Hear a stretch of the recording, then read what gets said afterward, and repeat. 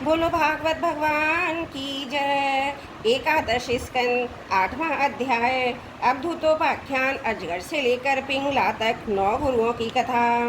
अवधूत दत्तात्रेय जी कहते हैं, राजन, प्राणियों को जैसे बिना इच्छा के, बिना किसी प्रयत्न के रोकने की चेष्टा करने पर भी पूर्व कर्मानुसार दुख प्राप्त होते हैं, वैसे ही स्वर्ग में या नरक में कहीं भी रहे उन्हें इंद्रिया संबंधी सुख भी प्राप्त होते ही हैं। इसलिए सुख और दुख का रहस्य जानने वाले बुद्धिमान पुरुष को चाहिए इनके लिए इच्छा और किसी प्रकार का प्रयत्न न करें। बिना मांगे, बिना इच्छा किए स्वयं नाश जो कुछ मिल जाए वह सारे रूखा सूखा हो, चाहे बहुत मधुर स्वादिष्ट अधिक हो। थोड़ा बुद्धिमान पुरुष अजगर के समान उसे ही खाकर जीवन निर्वाह कर ले और उदासीन रहे। यदि भोजन न मिले तो उसे भी प्रारब्ध भोग कर समझ कर किसी प्रकार की चेष्टा न करे। बहुत दिनों तक भूखा ही पड़ा रहे। उसे चाहिए कि अजगर के समान केवल प्रारब्ध अनुसार प्राप्त हुए भोजन में ही संतुष्ट रहे। उसके शरीर में मनोबल, इंद्रिय बल और देह बल तीनों ही, तब भी वह निश्चेष्ट ही रहे। निंद्रा रहित होने पर भी सोआ हुआ सा रहे। कर्मियों के होने पर भी उनसे कोई चेष्टा न करे। राजन, मैंने अजगर से यही शिक्षा ग्रहण की है। समुद्र से मैंने ये सीखा है कि साधक को सर्वदा प्रसन्न और गंभीर रहना चाहिए। उसका भाव अथाह पारस होना चाहिए तथा किसी भी निमित्त से उसे शोम ना होना चाहिए। ठीक वैसे ही रहना चाहिए जैसे ज्वार भाटे तरंगों से रहित शांत समुद्र। देखो, समुद्र वर्षा ऋतु में नदियों की बाढ़ के कारण बहता ही नहीं, न ग्रीष्म ऋतु में घटता ही है। वैसे ही भगवत परायण साधक को भी सांसारिक पदार्थों की प्राप्ति से प्रफुल्लित न होना चाहिए, ना उनके घटने से उदासी होना चाहिए। राजन, मैंने पतंगी से शिक्षा ग्रहण की है कि जैसे रूप पर मोहित होकर आग में कूद पड़ता है, जल मरता है, वैसे ही अपनी इंद्रियों को वश में न रखने वाला पुरुष जब स्त्री को देखता है तो उसके हाव भाव पर लट्टू हो जाता है। घोर अंधकार में नरक में गिरकर अपना सत्यानाश कर लेता है। सचमुच स्त्री देवताओं की वह माया है जिसमें जीव भगवान या मोक्ष की प्राप्ति से वंचित रह जाता है। जो मूड, कामनी, कंचन, गहने, कपड़े आदि नाशमान माइक पदार्थों में फंसा हुआ है, जिसकी संपूर्ण चित्तवृत्ति उनके उपभोग के लिए लालायित है, वह भी अपनी विवेक बुद्धि खोकर पतंगे के समान नष्ट हो जाता है। राजन, सन्यासी को चाहिए कि गृहस्थों को किसी प्रकार का कष्ट न देकर भौरे की तरह अपना जीवन निर्वाह करे। वह अपने शरीर के लिए उपयोगी रोटी के कुछ टुकड़े और घरों में मांग ले। जिस प्रकार भौरा विभिन्न पुष्पों से, चाहे वे छोटे हो या बड़े, उनका सार संग्रह करता है, वैसे ही बुद्धिमान पुरुष को चाहिए कि छोटे बड़े सभी शास्त्रों से उनका सार, उनका रस निचोड़ लें। राजन, मैंने मधुमक्खी से शिक्षा ग्रहण की है कि सन्यासी को सायकाल अथवा दूसरे दिन के लिए भिक्षा का संग्रह न करना चाहिए। उसके पास भिक्षा लेने को कोई पात्र हो तो केवल हाथ, और रखने के लिए कोई बर्तन हो तो पेट। वह कहीं संग्रह न कर सके बैठे, नहीं तो मधुमक्खियों के समान उसका जीवन ही दूभर हो जाएगा। यह बात को समझ लेनी चाहिए कि सन्यासी सवेरे शाम के लिए किसी प्रकार का संग्रह न करे। यदि संग्रह करेगा तो मधुमक्खियों के समान अपने संग्रह के साथ ही जीवन में गंवा बैठेगा। राजन, मैंने हाथी से ये सीखा, सन्यासी को कभी पैर से भी काठ की बनी हुई स्त्री का भी स्पर्श न करना चाहिए। यदि वह ऐसा करेगा तो जैसे हथनी के अंग संग से हाथी बांध जाता है, वैसे ही वह बंध जाएगा। विवेकी पुरुष किसी भी स्त्री को कभी भी भोग रूप से स्वीकार न करे, क्योंकि यह उसकी मूर्तिमती मृत्यु है। यदि वह स्वीकार करेगा तो हाथियों से हाथी की तरह अधिक बलवान अन्य पुरुषों के द्वारा मारा जाएगा। मैंने मधु निकालने वाले पुरुष से ये शिक्षा ग्रहण की है कि संसार के लोभी पुरुष बड़ी कठिनाई से धन का संचय तो करते रहते हैं, किंतु वह संचित धन न किसी को दान करते हैं, ना उसका उपभोग ही करते हैं। बस जैसे मधु निकालने वाला मधुमक्खियों द्वारा संचित रस को निकाल ले जाता है, वैसे ही उनके संचित धन को भी उनकी टोह रखने वाला कोई दूसरा पुरुष ही भोगता है। तुम देखते हो ना कि मधुहारी मधुमक्खियों का जोड़ा हुआ है मधु उनके खाने से पहले ही साफ कर जाता है। वैसे ही गृहस्थों के बहुत कठिनाई से संचित किए हुए पदार्थों को जिसने बेसुख भोग की अभिलाषा रखते हैं, उनसे भी पहले सन्यासी ब्रह्मचारी भोगते हैं, क्योंकि गृहस्थ तो पहले अतिथि अभाग्यतों का भोजन बराबर ही स्वयं भोजन करेगा। मैंने हरिण से ये सीखा कि वनवासी सन्यासी को कभी विषय संबंधी गीत नहीं सुनने चाहिए। वह इस बात की शिक्षा उस हरिण से ग्रहण करे जो ब्यात के गीत से मोहित होकर बन जाता है। तुम्हें इस बात का पता है कि हरिणी के गर्भ से पैदा हुआ ऋषि भृंग मुनि स्त्रियों का विषय संबंधी गाना बजाना, नाचना आदि देखकर उनके वश में हो गए थे। और उनके हाथ की कठपुतली बन गए थे। अब मैं तुम्हें मछली की सीख सुनाता हूँ। जैसे मछली कांटे में लगे हुए मांस के टुकड़े के लोभ से अपने प्राण गंवा देती है, वैसे ही स्वाद का लोभी दुर्बुद्धि मनुष्य भी मन को मत कर व्याकुल कर देने वाली अपनी जिह्वा के वश में हो जाता है, मारा जाता है। विवेकी पुरुष भोजन बंद करके दूसरी इंद्रियों पर तो बहुत शीघ्र विजय प्राप्त कर लेते हैं, परंतु इससे उनकी रसना इंद्रिय वश में नहीं होती। वह तो भोजन बंद कर देने से भी प्रबल हो जाती है। मनुष्य सब इंद्रियों पर विजय प्राप्त कर लेने पर भी तब तक जितेंद्रिय नहीं हो सकता जब तक रसनेंद्रियों को अपने वश में नहीं कर लेता। यदि रसनेंद्रियों को अपने वश में कर लिया तब तो मानो सभी इंद्रियां वश में हो गई। नृपनंदन, प्राचीन काल की बात है, विदेह नगरी मथुरा में एक वैश्या रहती थी। उसका नाम था पिंगला। मैंने उससे तो कुछ शिक्षा ग्रहण की, वह मैं तुम्हें सुनाता हूँ, सावधान होकर सुनो। वह स्वेच्छाचारणी तो थी, रूपवती भी थी। एक दिन रात्रि के समय किसी पुरुष को अपने रमणीय स्थान में लाने के लिए खूब बंठन कर उत्तम वस्त्राभूषण से सजकर बहुत देर तक अपने घर के बाहरी दरवाजे पर खड़ी रही। नवरत्न, उसे पुरुष को नहीं धन की कामना थी। उसके मन में कामना इतनी दृढ़मूल हो गई थी, वह किसी भी पुरुष को उधर से आते आते देखकर सोचती है कोई धनी है, मुझे धन देकर उपयोग करने के लिए ही आ रहा है। जब आने जाने वाले आगे बढ़ जाते तब फिर वह संकेत जीवनी वैश्या यही सोचती, अवश्य अब की बार कोई ऐसा धनी मेरे पास आएगा जो मुझे बहुत सा धन दे जाएगा। उसके चित्त की ये दुराशा बढ़ती ही जाती थी। दरवाजे पर बहुत देर तक टंगी रही, उसी की नींद में जाती रही और कभी बाहर आती कभी भीतर जाती। इस प्रकार आधी रात हो गई। राजन, सचमुच आशा और सो भी धन की बहुत बुरी। धनी की बाट जोते जोते उसका मुख सूख गया, चित्त व्याकुल हो गया। अब उसे इस वृत्ति से बड़ा वैराग्य हो गया। उसमें दुख वृद्धि हो गई। उसमें संदेह की इस वैराग्य का कारण चिंता ही थी, परंतु ऐसा वैराग्य भी है जो सुख का ही हेतु है। जब पिंगला के चित्त में इस प्रकार वैराग्य की भावना जागृत हुई तब उसने एक गीत गाया, वह मैं तुम्हें सुनाता हूँ। राजन, मनुष्य आशा की फांसी पर लटक रहा है। इसको तलवार की तरह काटने वाली यदि कोई वस्तु है तो केवल वैराग्य है। प्रिय राजन, जिसे वैराग्य नहीं हुआ तो इस बखेड़े से हुआ नहीं। वह शरीर और इसके बंधन से उसी प्रकार मुक्त नहीं होना चाहता जैसे अज्ञानी पुरुष ममता छोड़ने की इच्छा भी नहीं करता। पिंगला ने ये गीत गाया था, हाय हाय मैं इंद्रियों के अधीन हो गई, भला मेरे मोह का विस्तार तो देखो। मैं इन दुष्ट पुरुषों से जिनका कोई अस्तित्व ही नहीं है विषय की लालसा करती हूँ। कितने दुख की बात है, मैं सचमुच मूर्ख हूँ। देखो तो सही, मेरे निकट से निकट हृदय में ही मेरे सच्चे स्वामी भगवान विराजमान है। वे वास्तविक प्रेम, सुख और परमार्थ का सच्चा धन भी देने वाले हैं। जगत के पुरुष अनित्य हैं, वे नित्य हैं। हाय हाय मैंने इनको तो छोड़ दिया और तुच्छ मनुष्यों का सेवन किया जो मेरी एक भी कामना पूरी नहीं कर सकते, उल्टे दुख भयवादी व्याधि शोक मोही देते हैं। मेरी मूर्खता की हृदय के मुन का सेवन करती हूँ। बड़े खेद की बात है, मैंने अत्यंत निंदनीय आजीविका वैश्यावृत्ति का आश्रय लिया और व्यर्थ में अपने शरीर और मन को कलेश दिया, पीड़ा पहुँचाई। मेरा ये शरीर बिक गया है। लंपट, लोभी और निंदनीय मनुष्यों ने इसे खरीद लिया है और मैं इतनी मूर्ख हूँ कि इसी शरीर से धन और अति सुख चाहती हूँ। मुझे धिक्कार है। यह शरीर एक घर है, इसमें हड्डियों के टेढ़े मेढ़े तरछे बांस खंभे लगे हुए हैं, रोम चाय नाखूनों से छाया गया। इसमें 9 दरवाजे हैं जिसमें मल निकलते ही रहते हैं। इसमें संचित संपत्ति के नाम पर केवल मल मूत्र है। मेरे अतिरिक्त ऐसी कौन स्त्री है जो स्थूल शरीर को अपना प्रिय समझकर सेवन करेगी। यह तो ये विधवों की जीवन मुक्ति की नगरी है, परंतु इसमें ही सबसे मूर्ख और दुष्ट है, क्योंकि अकेली मैं ही तो आत्मदानी अविनाशी और परम प्रियतम परमात्मा को छोड़कर दूसरे पुरुष की अभिलाषा करती हूँ। मेरे हृदय में विराजमान प्रभु समस्त प्राणियों के हितैषी स्वर्ग प्रियतम स्वामी और आत्मा है। अब मैं अपने आप को देकर इन्हें खरीद लूँगी और इनके साथ वैसे ही व्यवहार करूँगी जैसे लक्ष्मी जी करती हैं। मेरे मूर्ख चित्त, तू बतला तो सही, जगत के विषय भोगों ने और उनको देने वाले पुरुषों ने तुझे कितना सुख दिया है। अरे वे तो स्वयं पैदा होते हैं, मरते रहते हैं। मैं केवल अपनी ही बात नहीं करती, केवल मनुष्यों की ही नहीं, क्या देवताओं ने भी भोगों के द्वारा अपनी पत्नियों को संतुष्ट किया है। वे बेचारे तो स्वयं काल के गाल में पड़े पड़े करा रहे हैं। अवश्य मेरे किसी शुभ कर्म से विष्णु भगवान मुझ पर प्रसन्न है, तभी तो दुराशा से मुझे इस प्रकार वैराग्य हुआ। अवश्य मेरा यह वैराग्य सुख देने वाला होगा। यदि मैं मंदभाग्नी होती तो मुझे ऐसे दुखी ना उठाने पड़ते।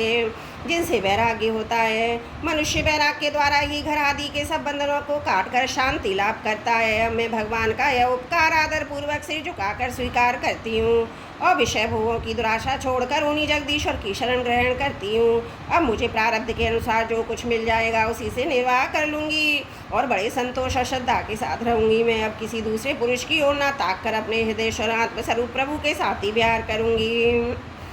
यह जीवन संसार के कुएं में गिरा हुआ है, विषयों ने इसे अंधा बना दिया है, काल रूपी अजगर ने इसे मुंह में दबा रखा है। भगवान को छोड़कर उसकी रक्षा करने में दूसरा कौन समर्थ है। जिस समय जीव समस्त विषयों से विरक्त हो जाता है उस समय वह स्वयं अपनी रक्षा कर लेता है। इसलिए बड़ी सावधानी के साथ ये देखते रहना चाहिए कि सारा जगत काल रूपी अजगर से ग्रस्त है। अब दूत दत्तात्रेय जी कहते हैं, राजन, पिंगला वैश्या ने ऐसा निश्चय करके अपने प्रियधनियों की दुराशा उनसे मिलने की लालसा का परित्याग कर दिया और शांत भाव से जाकर अपनी सेज पर सो रही।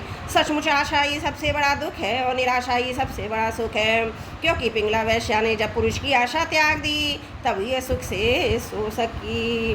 बोलो भागवत भगवान की जय। एकादशी स्कंद 8वां अध्याय समाप्त। त्रुटियों के लिए क्षमा प्रार्थी हूँ। बोलो भागवत भगवान की जय। एकादशी स्कंद 9वां अध्याय। अब दूतोपाख्यान कुरर से लेकर भृंगी तक 7 गुरुओं की कथा।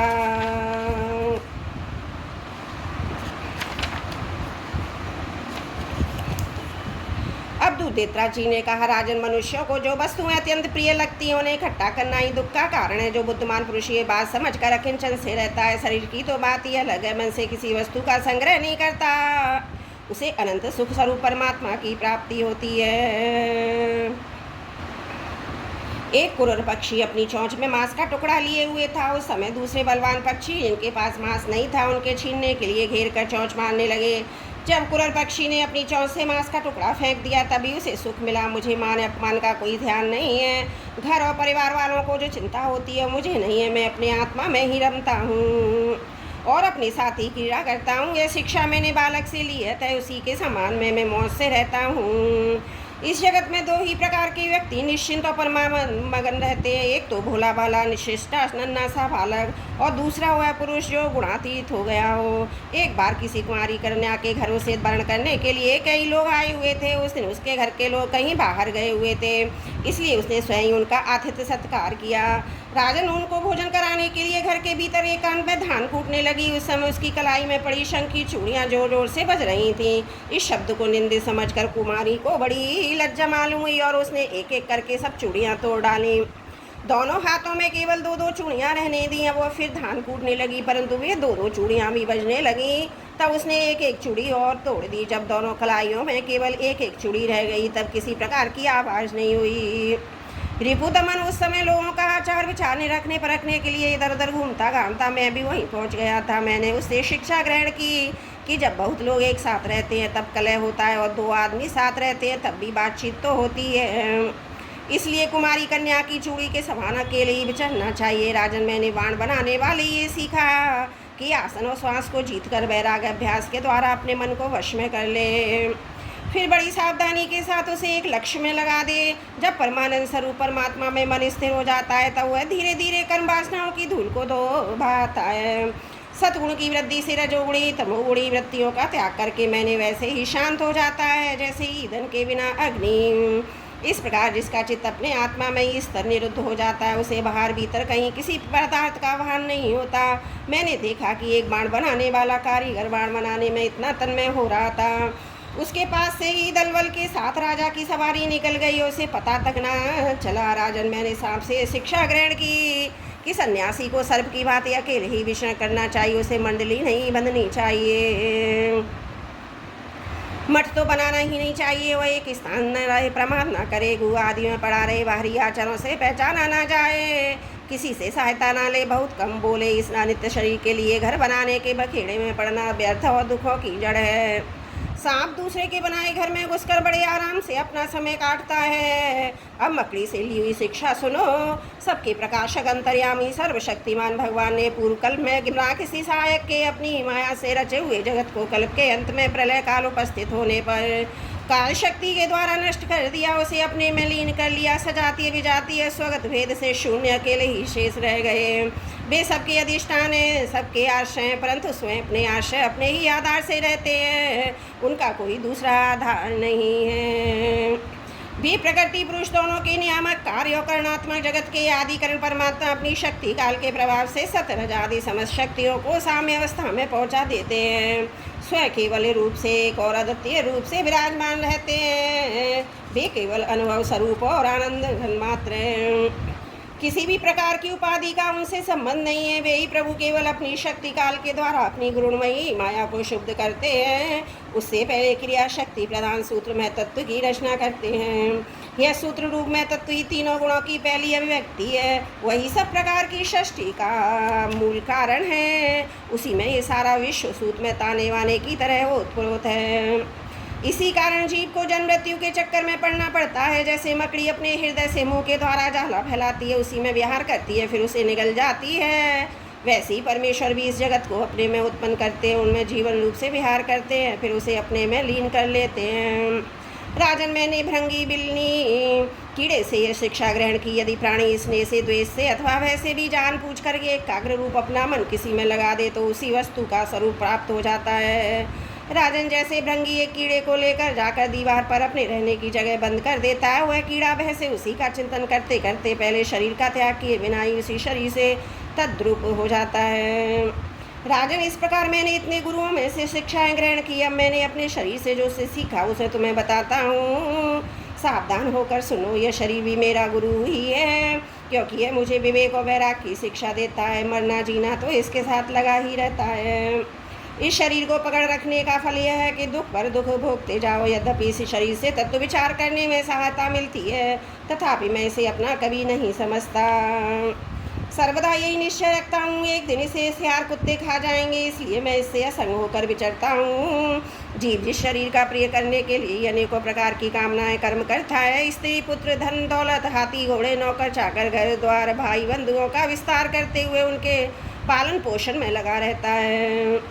बड़ी बड़ी कठिनाइयाँ सहकर धन संचय करता है। आयुष पूरी होने पर भी शरीर स्वयं तो नष्ट होता ही है। वृक्ष के समान दूसरे शरीर भी बीज बोकर उसके लिए भी दुख की व्यवस्था कर जाता है।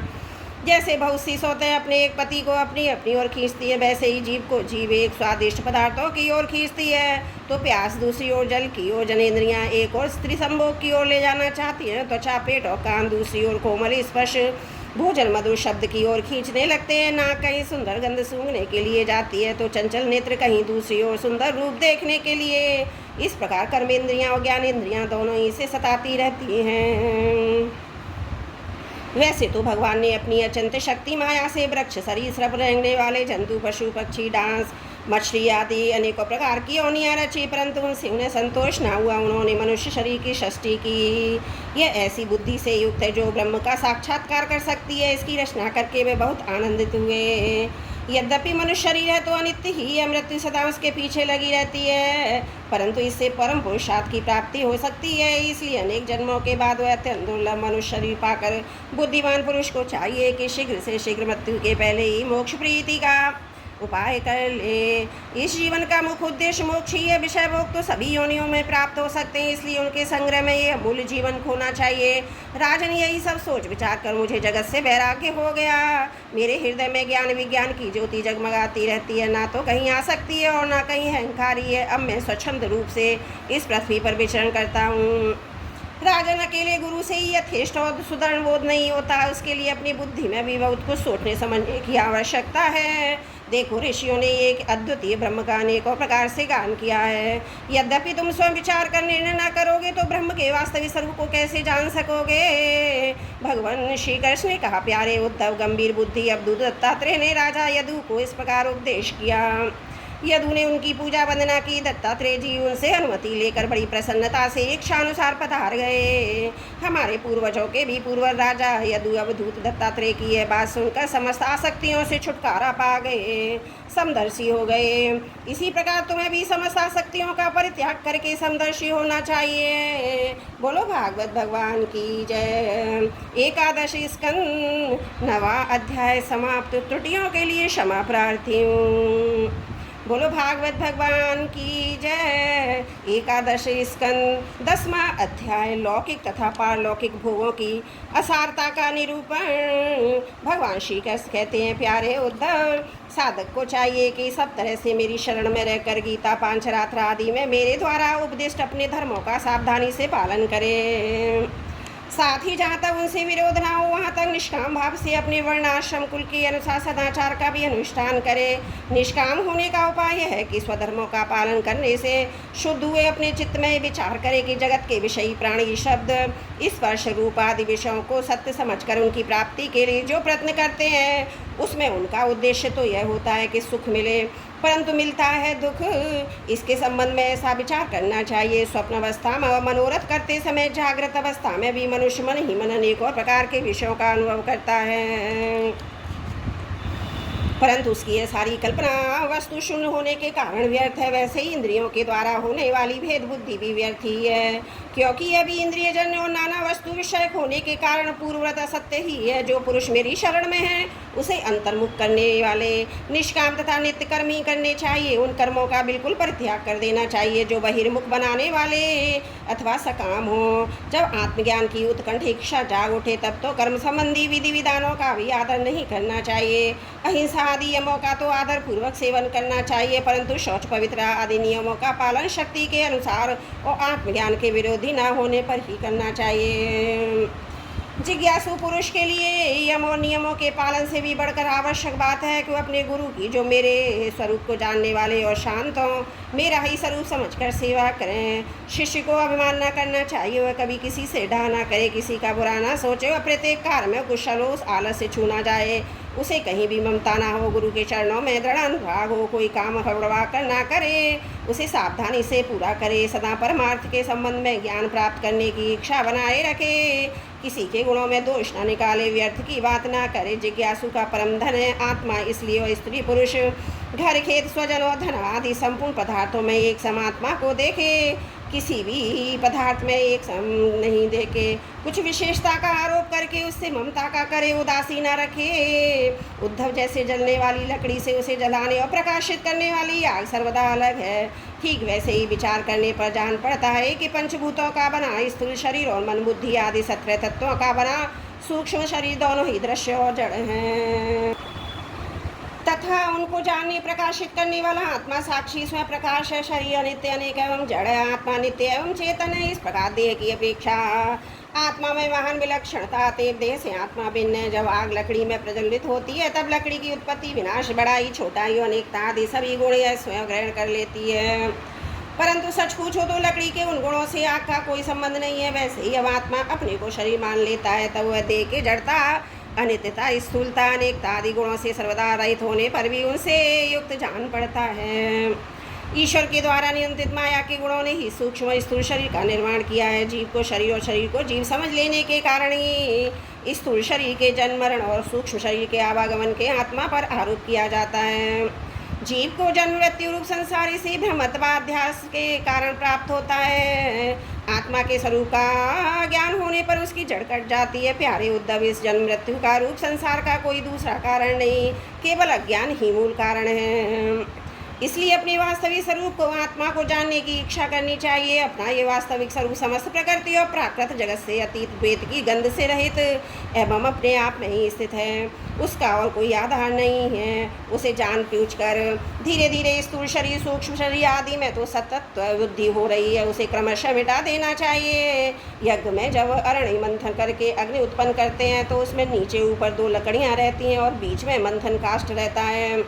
वैसे ही विद्या रूप अग्नि की उत्पत्ति के लिए आचार्य और शिष्य तो नीचे ऊपर की अरणियाँ हैं तथा उपदेश मंथन काष्ठ है। इनसे जो अज्ञानी और प्रज्वलित होती है वह विलक्षण सुख देने वाली है। इस यज्ञ में बुद्धिमान शिष्य सद्गुरु के द्वारा जो अत्यंत विशुद्ध ज्ञान प्राप्त करता है वह गुणों से बनी हुई विषयों की माया को भस्म कर देता है।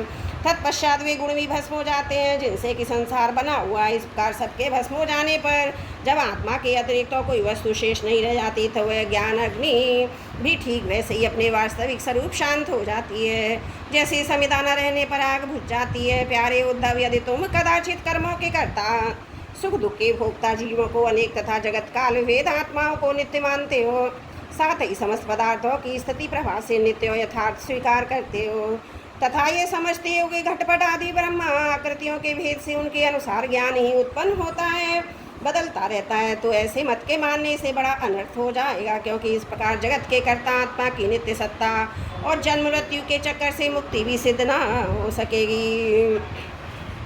यदि कदाचित ऐसा स्वीकार भी कर लिया जाए तो देव और संवत्सर आदि कलायों के बंधन से होने वाली जीवों की जन्म मरण आदि अवस्थाएं भी नित्य होने के कारण दूर न हो सकेंगी, क्योंकि तुम देहादि पदार्थों काल की नित्यता स्वीकार करते हो। इसके सिवा यहाँ भी कर्मों का कर्ता और सुख दुख का भोक्ता जीव पर तंत्र ही दिखाई देता है।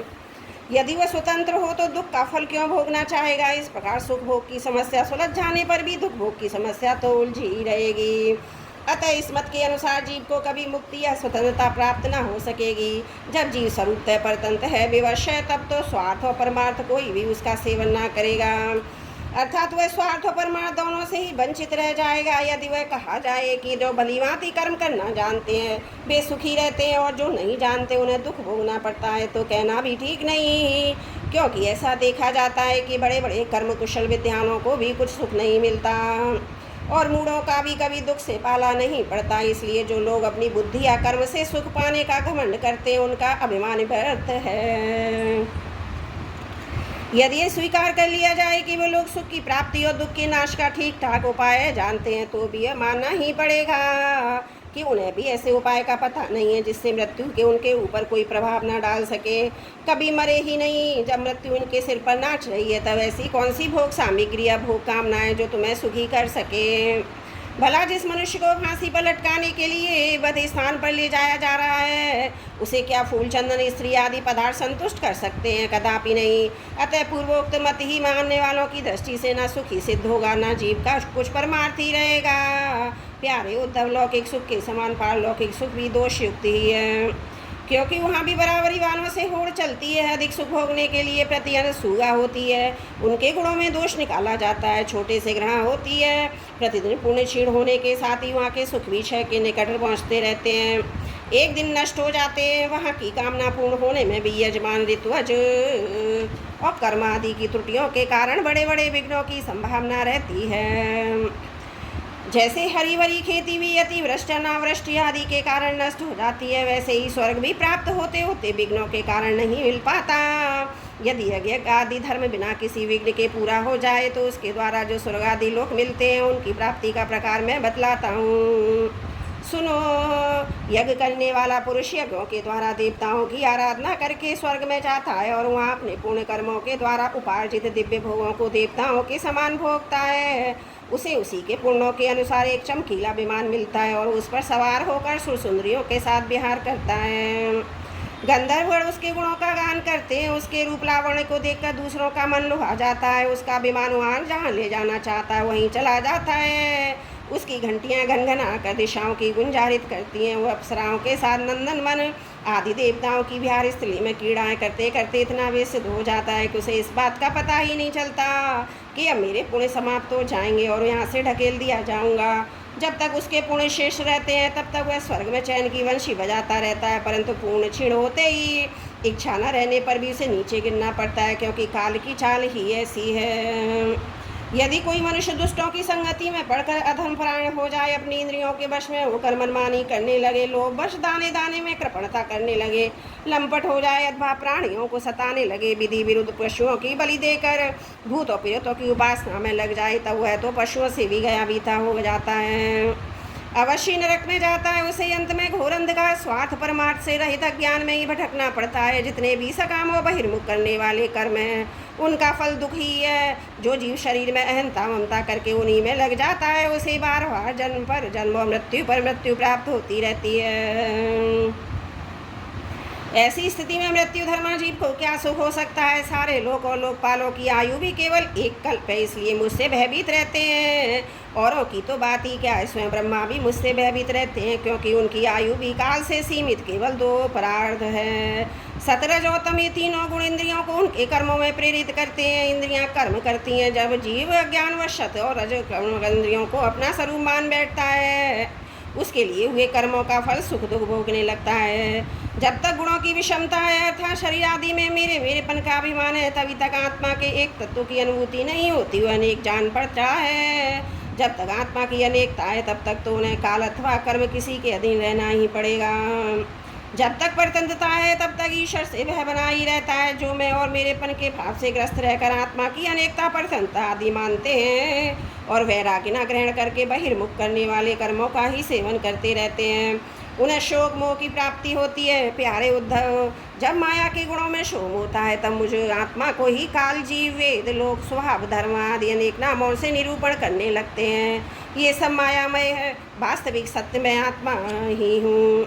उद्धव जी ने पूछा, भगवान ये जीव देह आदि रूप गुणों में ही रह रहा है, फिर देह से होने वाले कर्मों सुख दुख आदि रूप फलों में क्यों नहीं बनता?